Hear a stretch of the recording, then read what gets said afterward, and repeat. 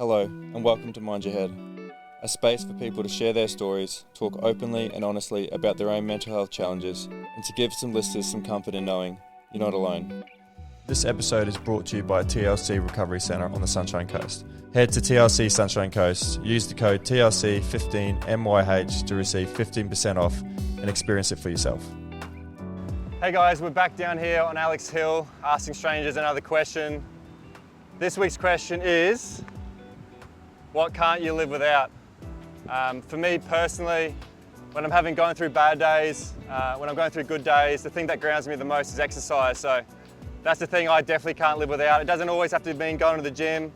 It can mean coming down here for a surf, for a swim, catching up with mates, going for a run, whatever it is. For me personally, that exercise is the thing that grounds me the most, that centers me when things are going good, but also when things are going bad. So it'd be interesting to see people's opinions and perspectives around what they can't live without, especially this day and age with kids growing up with social media and us older fellas. So let's get after it. Yeah. So I've got a mental health podcast, and every week I come down here and the audience sends in questions for me to ask people. Okay. So this week's question is, what can't you live without? I would say my mum, who's over there. That's I nice. love my mum. So yeah, she's like my best friend. I like hang out with her every day, so couldn't live without her. Yeah, that's awesome. Yeah. What is it, the connection with you and your mum, is it?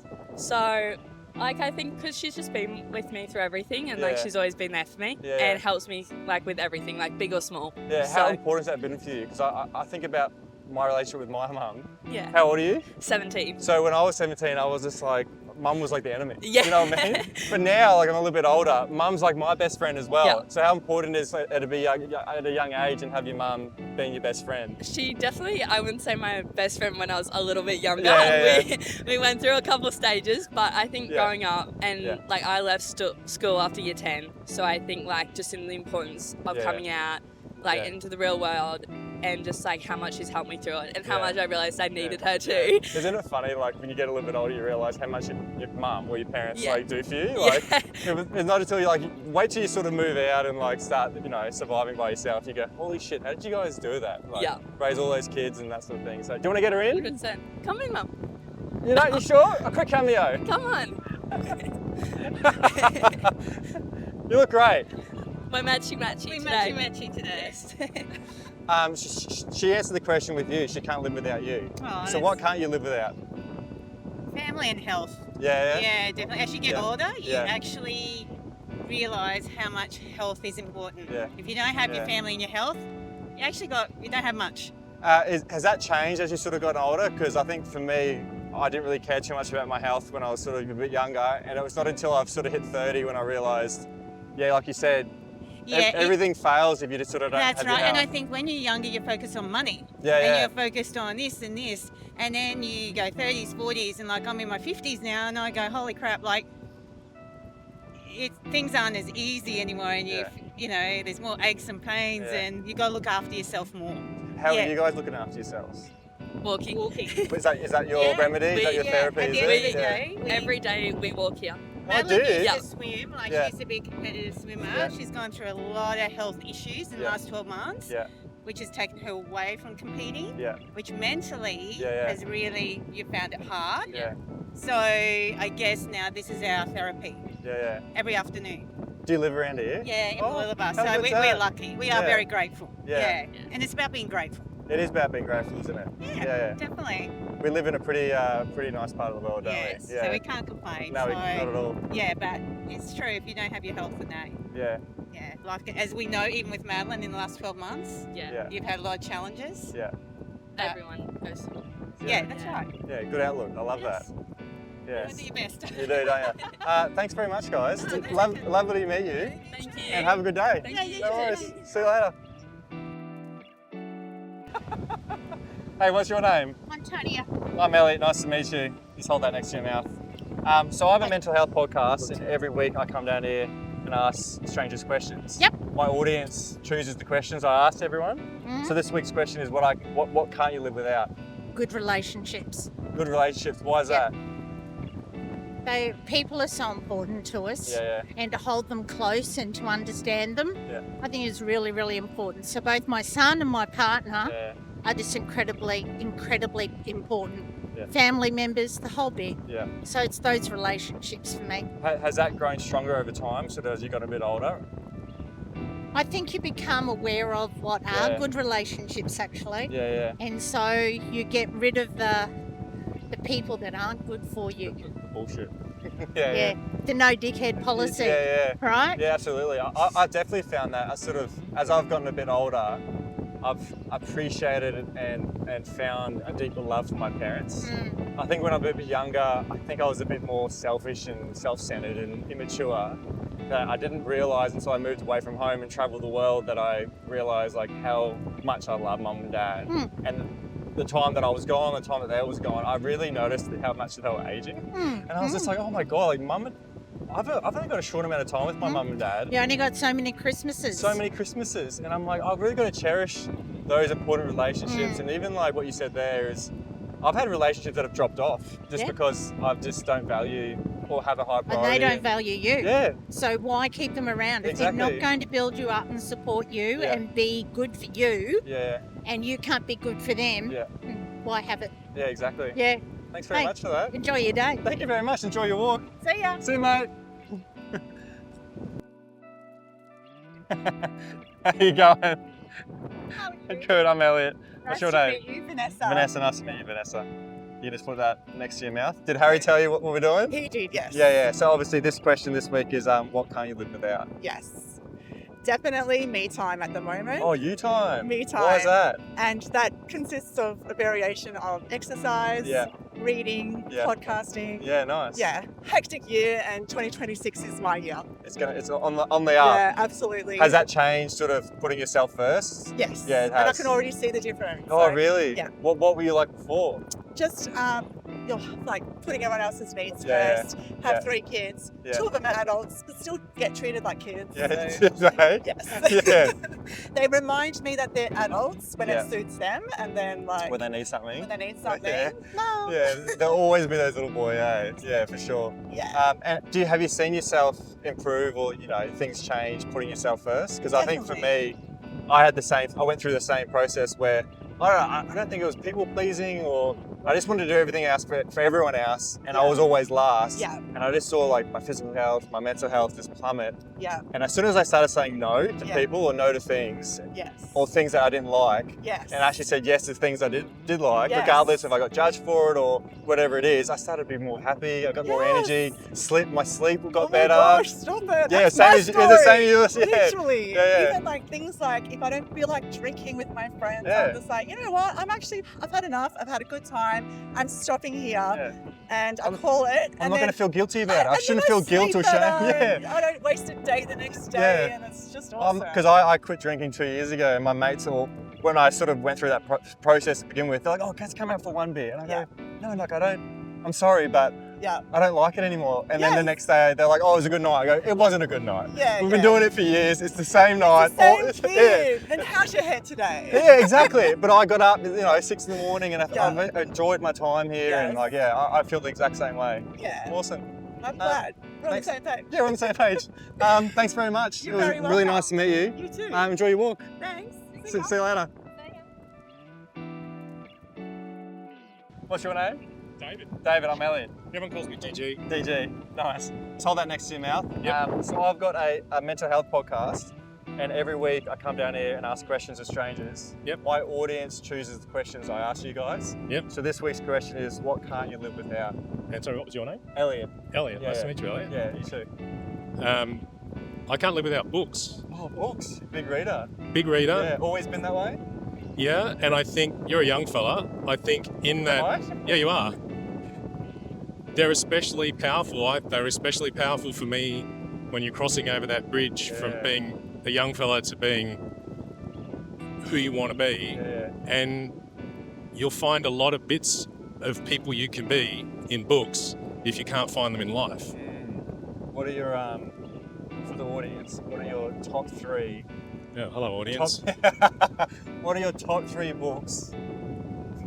Going, like you said, going from boy to man, that sort of crossover period that's going to help the next transition, or the ones that affect you the most.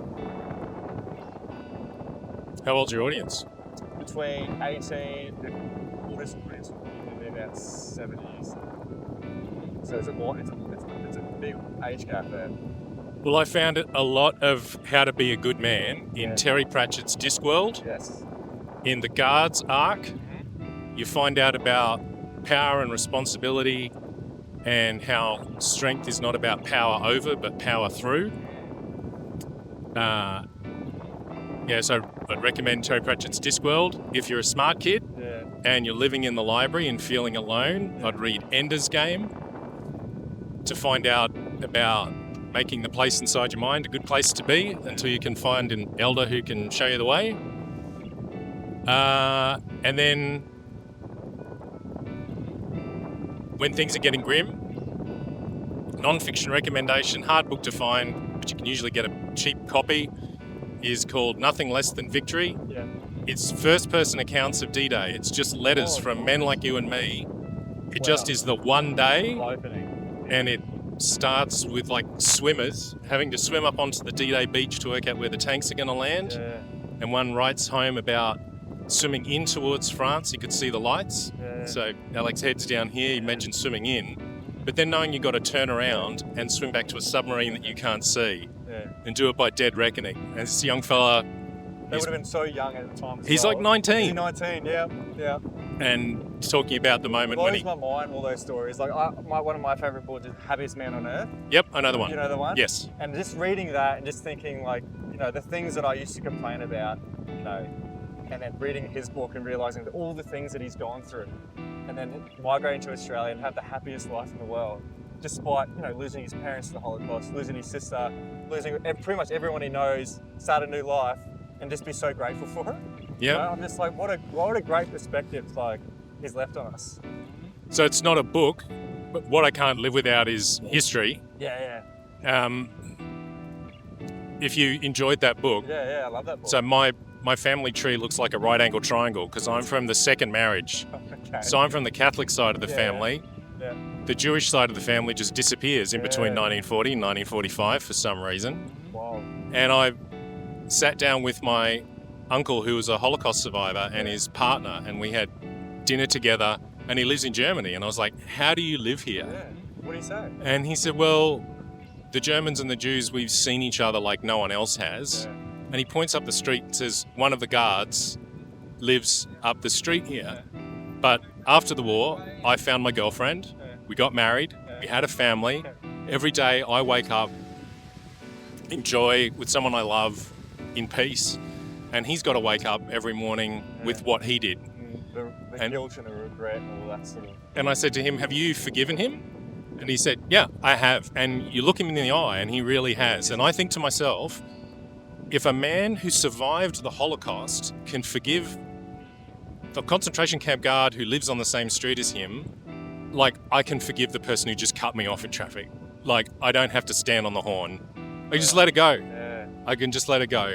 Has books always been your safe place, or the place that you've gone to, feel more comfortable, more yourself, and to learn and grow? Books and podcasts. So I'll be finding yours after this. Mind your head. Right. Yeah. Is that always been your sort of safe place? Even growing up as a kid, you always gravitated towards. Yeah, school and home weren't super great. So as I said, I found bits of myself in history and bits of myself in books, and put yourself together. Yeah. I love that. Thanks so much for coming. Yeah, chat with lovely me. to meet you. Appreciate it, mate. Cheers. You have a good afternoon. Are your You kids too. there, are they? Yeah. Oh, nice.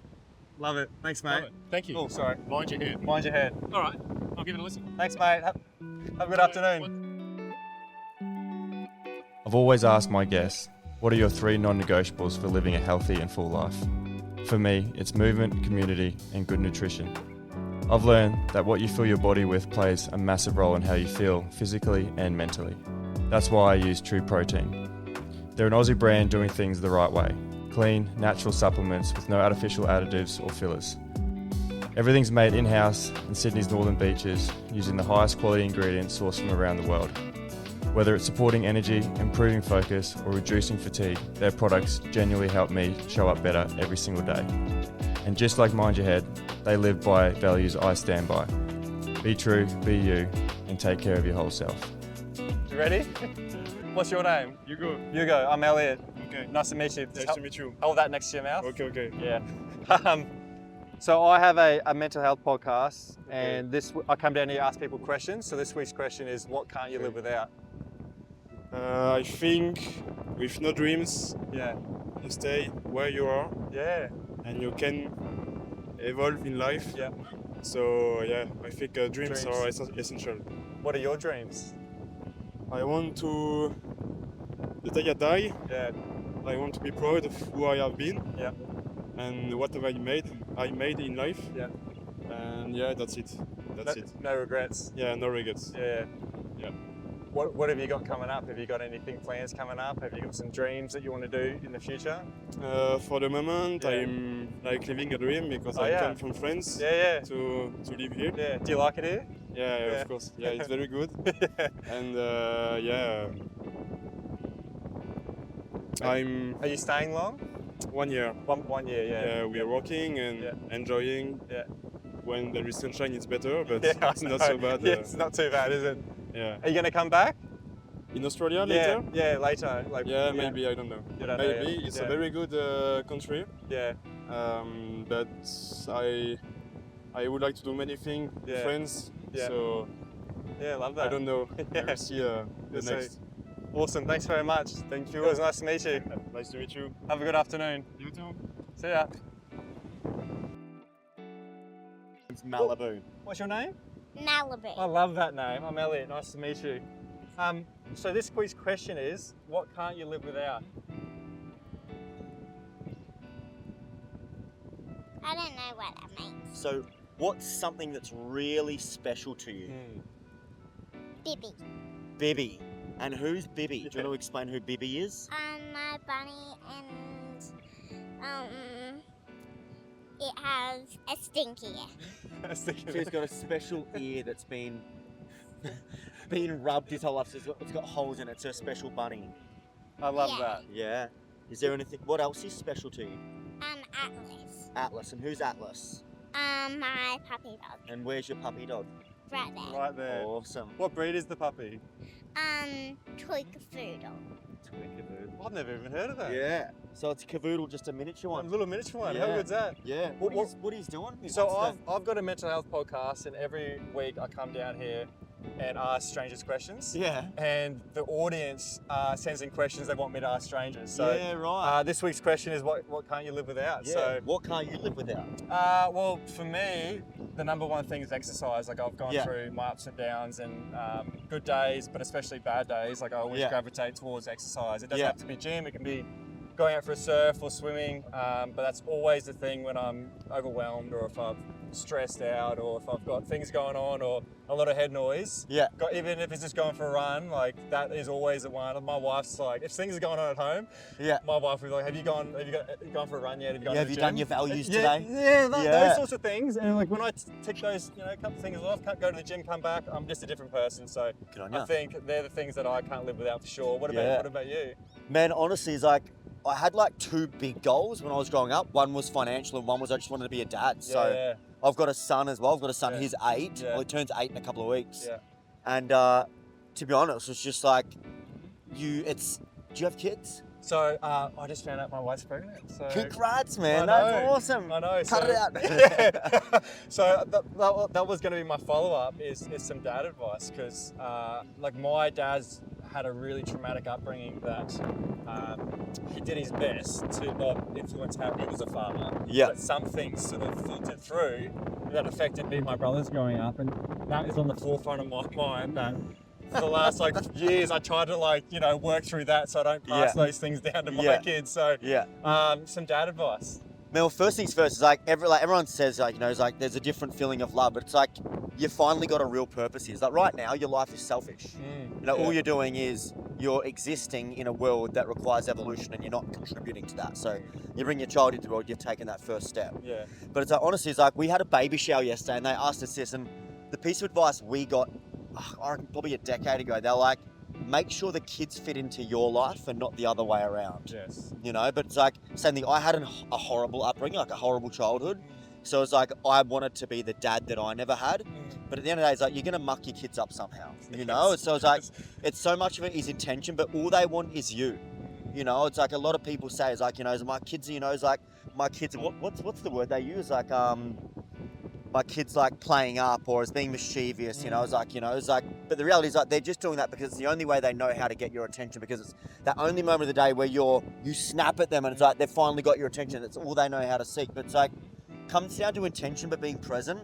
But it's like, we're in business, and so often you become obsessed with business to create this life that you forget to actually live the life you're trying to create. The freedom that you You want. know? Yeah. So is that always a hard balance when you're running a business and also trying to be a present 100%. parent? And like, we live a pretty incredible life. Like, we're so blessed with, you know, the life we've created. It's like, now we gave our kids everything because I had nothing. Now it's like, now where are they going to get their hunger from? So we're trying to like reparent. Man, you know, that's such a good topic, because how do you build resilience without going through a little bit of suffering and hardship? 100%. You know, and you don't want your kids to suffer so much, but at the same time, you're thinking they can't be entitled either. Like, you can't give them everything, but you want to give them, you know, the things that you didn't have. 100%. So they're the things that run through my head, because my dad, I think about his childhood that he told me about. It was so bad, but he's so resilient. Yeah. And he did the same thing. And that's what made him, yes, you know? that's what made him. But he grew up going, I wanted to give you everything that I didn't have, or nothing or what I got. Yeah. And we had a very easy, you know, chilled life, which is what Dad wanted. But a lot of us grew up without having that really deep resilience, like, honestly, that we learned later on in life. But as kids, like... It's like, I think, you know, the life the person I've become is because of the hardships, you know? So it's like, how can you like give them both? Yeah. So it's like, now it's like, we homeschool our kids. So it's trying to teach them the value of like, where does money come from? You know, money is exchange. It's like, your chores at home, you don't get paid for that. That's just what we do as a family. Money comes from adding value to people, or, you know, solving problems. So Xander, for example, go and read 2 pages of Think and Grow Rich, and you've got to teach your sister and I'll pay you for it. You know, it's like, how can you think outside of the box? But like what you're saying is like work-life balance. You've got to like, work-life balance is bullshit. Like there's no such, what is balance? Balance doesn't exist. It's a perspective from one's mind. It's like, at the only like, so for example, we help business owners, you know, get their life back in scale, for example.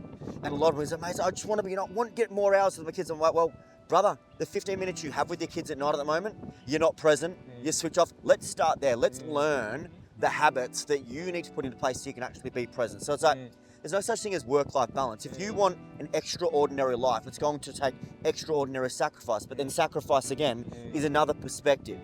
So it's like, everything has to have some sort of goal tied to it that's meaningful. She's come to introduce Bibi. Hello, is that Bibi, is it?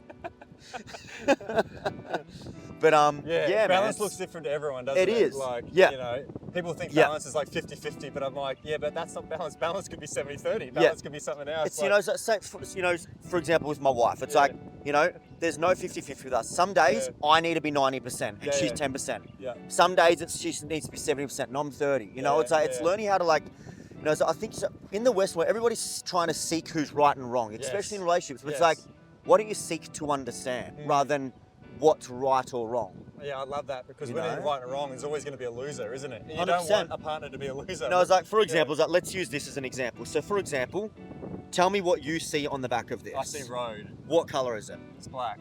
Bullshit, I see white road. We can argue back and forth. From your perspective, you're right. From my perspective, I'm right.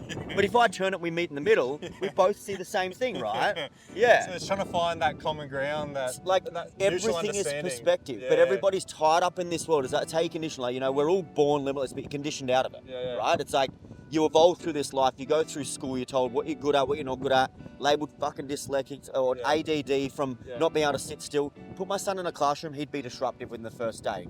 Put him in front of some Lego or on a bike or creative, he's different, his genius comes he'll out. excel. Yes, absolutely. You know, it's just like, we're brought into this world where it's like, it's not designed for you to be different, it's designed for you to conform. Yeah, that's what they want. So, they want factory workers. They don't want, But if there's any parents like, you know, watching this, it's like, the biggest advice I was like, I had to reparent myself, you know, it's like, did you? You know, it's like learning, like, for example, raising a son was one thing, then raising a daughter was completely different again. But a book that helped me a lot it's called Parenting Right from the Start by Vanessa Lapointe. And she's like a child psychology expert sort of thing. And so it was just such a cool book to learn how to, you know, instead of like thinking there's a hierarchy. At the end of the day, they're just another being on this earth trying to learn from you. And it's like, if you're triggered, that's your work, not theirs. Yes. A lot of the time, if you're, if you're getting angry or triggered, it's like, has nothing to do with the child. That's your issue. And that's where the gold is, there's this saying, it's, the cave you're avoiding holds the treasure you see. And it's those uncomfortable conversations. And you notice with your wife, it's like, she'll be the one that triggers you the most because they know you the deepest, right? But it's like every time you point the finger, you give your way of power. But I used to always use this analogy. My mentor gave me, he goes, every time you point your finger, brother, 3 are pointing back. I've had me fingers painted above my daughter before. I've seen that like that. Every time you point your finger, you got 3 pointing back. It's like your life. It's like, if you're successful, it's your fault. If you're unsuccessful, it's your fault. If you're a great parent, it's your fault. If you're not a great parent, it's your fault. Everything is your fault. But everybody is defaulted because you're raised that way. It's like, who did it? It's like, tell me how it was. It's like, no, it's like, everything is your fault. I love that. All the power is with us. Like, 100%. Because I read this book, is the Courage to be Disliked. I'm not too sure if you've heard of it. And it talks about like, we have all the choices for how we react to things. Yeah. You always want to put blame, or you want to say, it's not me, it's someone else. Yeah. Well, when you actually take ownership and go, for the healing process, just to go, this is all me. Yeah. I'm in control of all this healing. I don't need them. I don't need an apology. I don't need a sorry. I don't need an explanation why they did that. Because that all is, it's all me. Yeah. And then 100%. I started doing that, and I started to come a lot better, and my healing journey started to go a lot better, and the relationship with my mum and dad got a lot better, and all that started to sort of get better once I accepted that I'm in control. 100%. 100%. And the journey never stops, does it? Man, because you got to be a student of life. Just always be learning. Yeah. Always. Thank you very much. No, done. Great to meet you. Thanks, man. You too. Are you local, are you? Yeah, we are local. Oh, yeah. cool. Just search DION on Instagram. It's like a yellow background. Oh, perfect. Yeah. You'll be able to I'll find give you us. guys a follow. Yeah, done, man. Yeah, awesome. Nice to meet you. Yeah, you too. Good luck with it all. Thanks, mate. Thanks so much for listening to another episode of Mind Your Head. If you'd like to support the show, be sure to subscribe to us on Apple Podcasts, Spotify, YouTube, wherever you listen to your podcasts. It really supports the show and helps others discover us. Don't forget to join us on Instagram and TikTok at mindyourhead.podcast. We acknowledge the traditional custodians of the land in which we record this podcast, the Gubbi Gubbi people. We pay our respects to their elders, past, present and emerging, and extend that respect to all Indigenous peoples. We honour their enduring connection to the land, waters and culture, and recognise their invaluable contributions they make to our communities. Always was, always will be Aboriginal land.